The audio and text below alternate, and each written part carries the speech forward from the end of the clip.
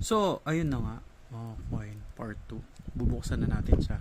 So, mapapansin nyo, isang kamay lang hawak ko. Dahil itong hawak na to, isang kamay na to is ako yung phone. So, mag-unboxing tayo. So, hindi siya and mukhang nakadikit siya dito. So, bear with me. Teka lang, check natin. Oo nga, parang yung mga typical na hindi siya yung parang sinasaksak. So, kailangan mo siyang scratch talaga dito or i-tear. Ini-tear ko siya ngayon para makita natin yung laman niya. Yun, after ko na salvage yung box, ito siya.